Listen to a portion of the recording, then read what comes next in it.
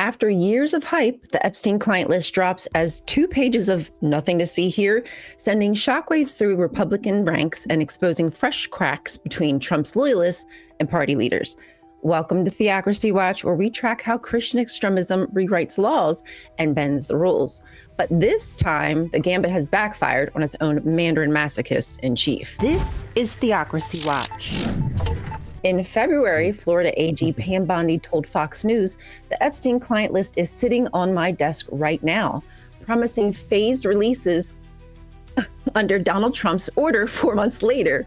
The DOJ and the FBI issued a memo. Epstein died by investigators found no blackmail cachet and located no client list. Tech CEO Elon Musk hinted on X about releasing the files, while Steve Bannon and Laura Loomer demanded Bondi's ousted and a special prosecutor. Tucker Carlson revived rumors linking Epstein to Israel's Mossad. Trump, who vowed on the 2024 trail to publish every Epstein file, now brushes off questions with, "Are you still talking about Epstein?" and quickly shifts the narrative to the tragedy in Texas that could have been avoided if it weren't for the cuts in the GOP's BBB. Think tanks like Heritage Foundation, architects of Project 2025, spent years casting Trump as their ideal messenger, blending political power with religious language to keep supporters loyal. Leaders of the religious far-right bloc remain largely silent, raising the question of whether a genuine list could expose donors or clergy in their ranks and undermine the moral platform they claim to promote. Bondi's AG tenure overlapped Epstein's probation, yet she never reopened the case. Alexander Acosta, architect of Epstein's 2008 plea deal, later served as Trump's labor secretary until 2019. And Lee, survivor advocate Jeffrey, died by in April, leaving victims without a leading champion. Even MAGA diehards argue online that Trump may be shielding damaging material from the 300 gigabyte evidence cache or holding it as leverage, much like Epstein was said to do. House Democrats led by Jamie Raskin demanded unredacted files and note the Federal Crime Victims Fund was cut by 12%, while the same budget channeled $165 billion to DHS crackdowns. They see an opportunity to disrupt MAGA cohesion as Trump's stonewalling forces the movement to choose sides in public view. With the religious right's chosen fellow hero still hiding evidence, the movement's claim to moral authority is buckling under the weight of its own secrecy. Open the files, compensate the survivors, and prove the values you preach, or accept the hypocrisy is driving people away from the faith you say you defend. So keep asking questions and stay curious. This has been Theocracy Watch. Thank you very much. There's no list anywhere, you guys. So just nothing to see here. Move along. Well, this is, there are questions. Sometimes we get frustrated with all of this stuff. Let's ask, so how is the Christian right dealing with this? Even if, Donald Trump has claimed that there was a list, that there was all this material. Everybody knows it was there. And now all of a sudden that he's got the power to release it, he's like, there isn't anything. This is really, for lack of a better term, pedo in chief. Yeah. I mean, he's a criminal. What do they expect?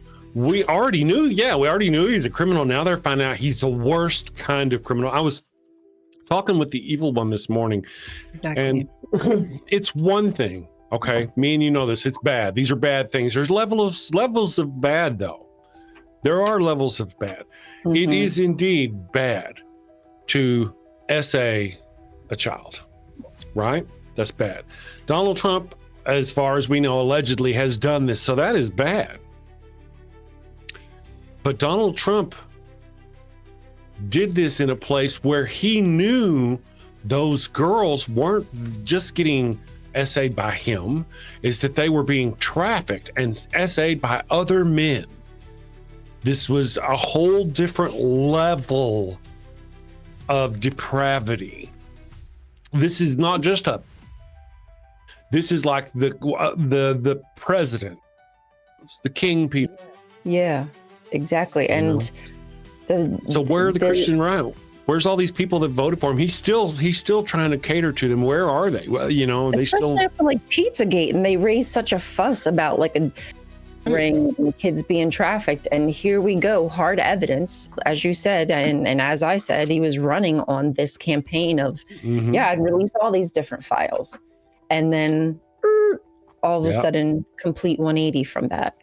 And true. And it's like nothing to see here, and shifting the conversation to what happened in Texas, which is a tragedy and should be a focus, but that a lot of that was preventable, and we know it was preventable. So how dare you? How dare you act like you're someone moral high ground? There is that. Well, there's also the thing like, well, how can these Christians support this king of this PDF file king? How can they support him? Well, let me ask you, is this not the same organization that is known worldwide for being associated with PDF files, for hiding them, for apologizing them, for defending them legally, for moving them from one place to another? These are the same organizations, the Southern Baptist Church, the Catholic Church. I saw a picture on the interwebs. I really should have done it. It's like a whole list of people who've been arrested and sent to prison just in the last year for this sort of thing. And they're all church leaders, like dozens of them. Yep. Oddly enough, they were all white too. Every one of them in the list. There's a certain demographic who seems to always be committing a certain type of crime. I got a couple of things up here. One of them is this. This one here says Russian hoax, Hillary, the election was rigged, Obama. Donald Trump right now is still pressing, I think it's the DOJ, to investigate the 2020 election. Even though he lost that, went 4 years, he's won again and he's back in office, and he's wanting them to investigate the last election. All right, so Obama, Hunter's laptop, sleepy Joe Biden, right? He's still talking about Joe Biden.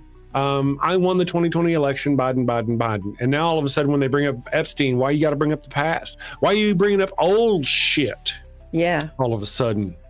Yeah. But they continuously hold on to old shit. Absolutely. Make up your mind. And I've got another one here. Now, we've been talking about, and we do occasionally throughout thank you, Ryan, for this, really kind of helping me out with this. We do occasionally remember to say allegedly.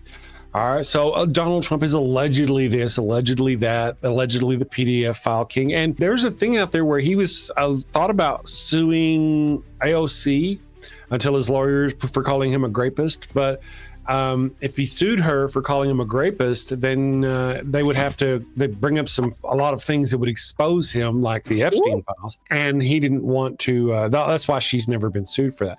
Here's another post. I'm going to share this one here. And this is a post by Eric Swalwell. We talked about him a couple of weeks ago. And it says, no one who has walked Earth is more litigious than Donald Trump. If Trump is not in the files, he would have already sued Elon Musk for saying he is in the files. The absence of Trump's legal actions speaks volumes. That's a very good point.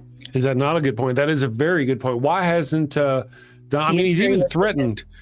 Yeah, he's very litigious. He's even threatened to take away his subsidies and do all these other things, yet he didn't sue him for some reason.